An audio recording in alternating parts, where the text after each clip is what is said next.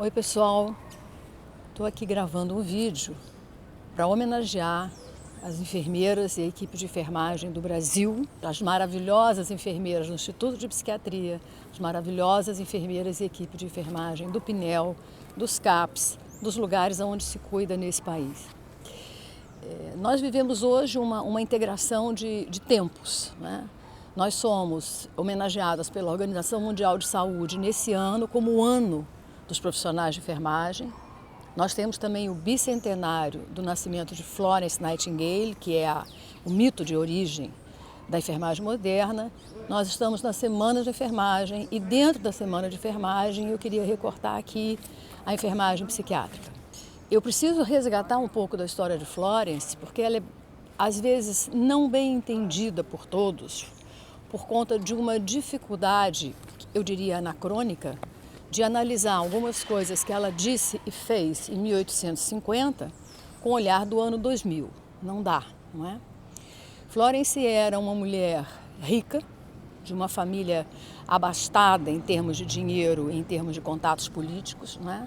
Ela tinha parentes próximos no parlamento britânico, mas era uma mulher que desde pequena não quis ser o que lhe estava destinado como mulher, que era casar e ter filhos. Quer dizer, esse era o perfil de ser uma mulher normal no século XIX.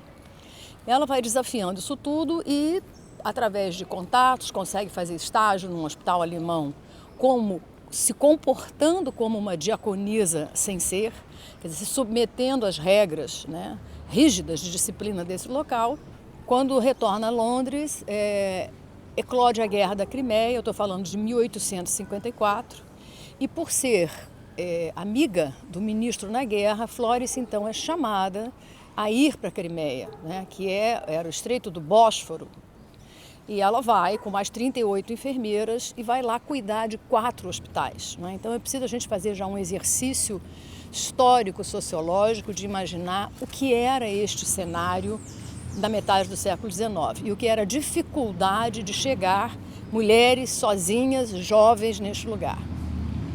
Muito bem, neste lugar em que havia 4 hospitais, Florence é responsável pelos 4 e ela tinha desde menina um interesse grande por estatística e matemática. Então Florence, que já havia criado, não é, a ideia de que para ser enfermeira é preciso estudar, né? Não basta ser mulher, que era a prática que havia até então, ela baixa a mortalidade nesse hospital de 42% para 2%. Se a gente fizer um recorte sociológico de que pela primeira vez, né, o hospital militar deixava de ser um morredouro para ser um lugar onde era necessário salvar a vida de soldados que deveriam morrer no fronte e não de infecção na guerra, nos hospitais militares. Esse fato tem uma repercussão e empodera Florence de tal maneira que, aliado à capacidade que ela tinha de pensar estatisticamente, de perguntar a realidade, por exemplo, por que se morria mais dentro dos hospitais militares do que no fronte de guerra, em camas armadas, né, onde a mortalidade era menor, e isso era por causa da infecção. E é preciso levar em consideração que Pasteur só vai discutir micro-organismos, contaminação, infecção, quase 40 anos depois. Então, era uma mulher, né, que eu gostaria de arrematar a história dela com 3 grandes questões. Por que é importante trazer para o presente uma realidade de 200 anos atrás? Porque ele deveria permanecer nos instruindo. Em primeiro lugar, Florence foi uma mulher adiante do seu tempo.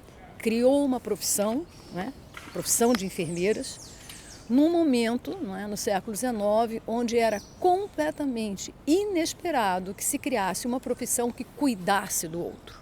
Não é? Nós estamos falando do século XIX, onde havia o imperativo científico do darwinismo social, que parte do pensamento liberal máximo de pensar que deve vencer na sociedade o mais apto, o mais saudável, o que tem mais dinheiro e o que tem mais chance. Não é? Então, dentro dessa perspectiva quase que de limpeza do social, aparece uma mulher rica, do meio socioeconômico que não lhe exigia esforço de viver e cria uma profissão que ela mesma define como ciência e arte de enfermagem. Isso não é qualquer coisa. Quer dizer, quando eu defino uma profissão como ciência, eu estou pautando, né? Ela está conversando com o passado e dizendo, olha, isso aqui não é um lugar para vir para pagar culpas, não é? Aqui é uma profissão que precisa estudar. E quando ela cunha a palavra arte, ela marca indelevelmente a enfermagem como uma profissão que é capaz de expressar emoção. Eu vou entender a arte aqui com esse conceito, que é a capacidade de expressar emoção. E Florence ficou conhecida como a Dama da Lâmpada, também mal entendido em muitos momentos. O que queria dizer a lâmpada? A lâmpada era uma lâmpada a óleo com a qual ela percorria vários leitos, milhares de leitos nesses 4 hospitais à noite, sozinha, para curar as pessoas, não, para ficar próximo dos que estavam morrendo. Isso é compaixão, isso é capacidade de viver a dor do outro, de sentir uma necessidade de se oferecer para acompanhar a solidão do outro.